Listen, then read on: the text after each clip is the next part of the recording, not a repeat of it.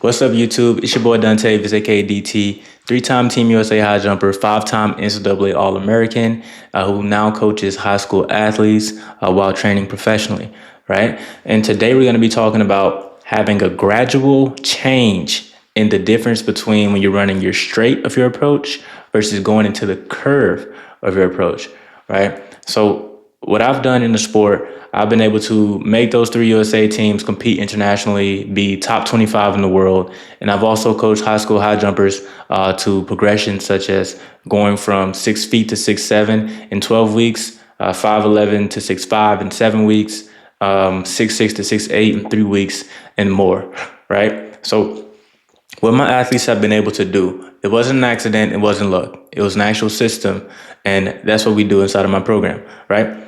But when it comes to actually having a gradual change in the difference between your straight of your approach versus the curve of your approach, this is what we have to think about, okay?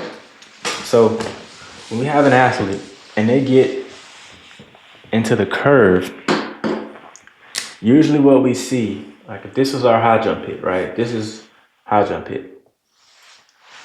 Usually what we see is when our athlete, when first off, they start slow. First off, the straight is slow. Then we get to this halfway point right here where we just flip the switch. They're gonna call that flip the switch. And we're gonna say, gun it. We're gonna say gunning it, right?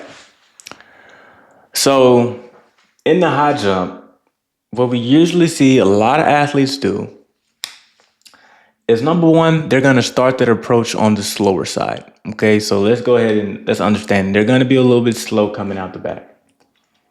And what makes this even worse is they go from going slow to trying to flip the switch and say, this is where I have to run fast. This is the moment. This is the time, just so I can try and get over this bar, right? This is not how we want to approach a high jump approach, right? Today, we're learning about being gradual and understanding the benefits and why you should be doing it, okay? So when we think about high jump, right? If you think about, let's think about the fact of if you've ever driven or you've seen a vehicle and it's been on ice or snow or let's just take roller skates, for example.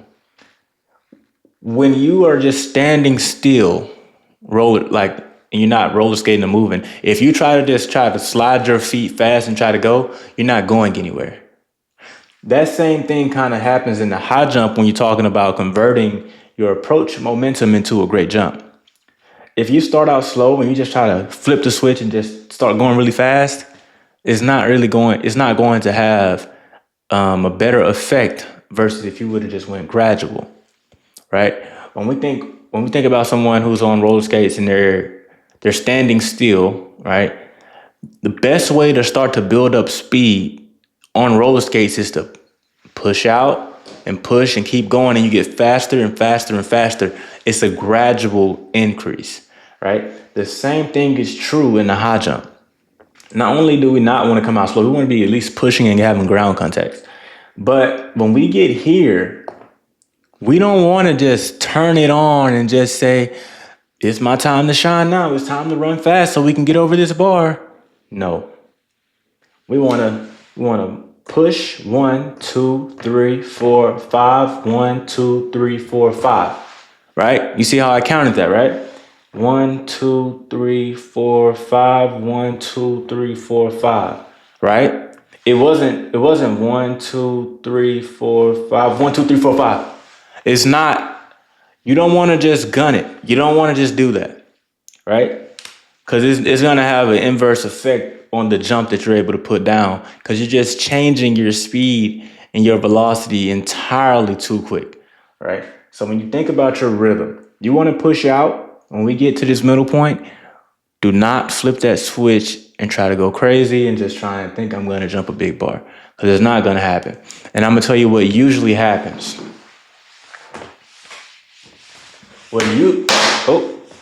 What usually happens is somebody,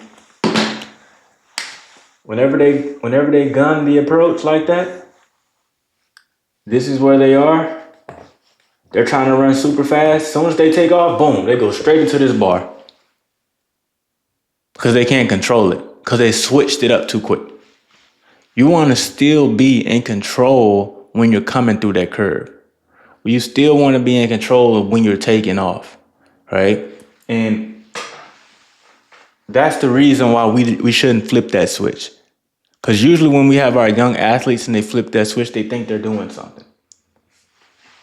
But what they're really doing, is really hindering where they're going to go. In the high jump,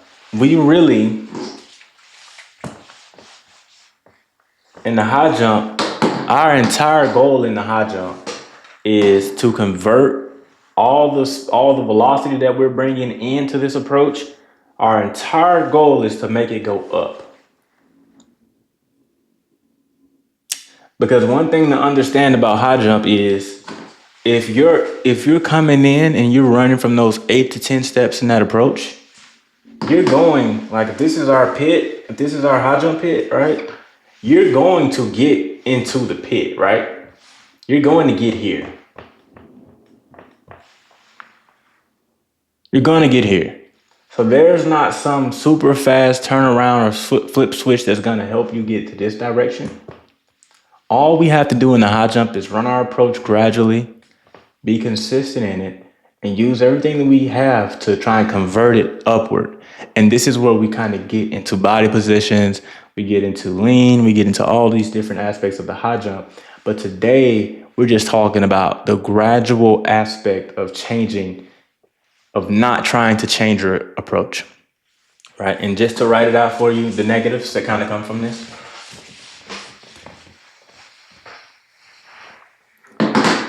So number 1, we lose control. Number 2, we dive into the bar. Dive into bar. Right? We lose control, we dive into the bar. Right? And number 3, right?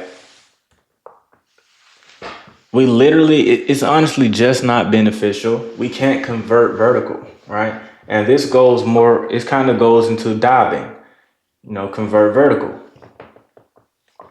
Can't, right? These are, the result that you get from trying to flip that switch really fast, turn it on, and start running, right? And these are things that I help my athletes fix inside of my program, right? I've had athletes go from jumping from the 6'4" range to being 6'8". I've had athletes go from jumping in the 6'6" range to being 6'10", right? Just working on things like this. And the way it works is we do this through my program called the High Jump Blueprint, right? AKA HJB. All right, so we're gonna write HJB right here. All right, so let's just say your athletes struggle with some of these things and they tend to lose control when they're coming into the bar, right? And they tend to dive into the bar early and they can't convert their vertical velocity up. So what I tell my athletes and my parents is you do not have to be perfect, right? And if we only got a little bit better in each of these things and we got 1 inch in each area, right? 1 inch here, 1 inch here, 1 inch here, we would be able to, be 3 inches better, right? And if there was a 4th category, we would be able to be 4 inches better, right? So with your athlete needing multiple work in different areas, whether it's mindset, high jump training, we tackled all of that inside of my program, the High Jump Blueprint, right? And like I said, you do not have to be perfect. If your athlete was only good at this one thing, and was able to learn how to keep their control in their approach, we could have zeros here and end up getting 3 inches in one category. And this is how you see athletes, like some of mine who've been able to improve by 4 inches or 5 inches because of stuff like this. We can hone in and lock in on what they need the most help with, right? So if you're the parent of a high school high jumper and your athlete struggles, in the high jump, whether it's mentally, physically, technically, right? Book a call with me down below and we can walk through where your athlete needs the most help, where we can make improvements. And if I feel like I can help you guys out, I'll walk you guys through my entire process the High Jump Blueprint, to show you exactly how we help parents actually get their kids to their goals, right? And if you're an athlete watching this video, please have your parents watch this video and actually book a call in for you on your behalf, because they will be required on the call as well. And we can walk you guys through how we can help you get to your goals, right? So if you're an athlete or you're a parent or a coach who wants their athlete to achieve personal best, be able to qualify for state championships, or earn a scholarship, book a call with me down below.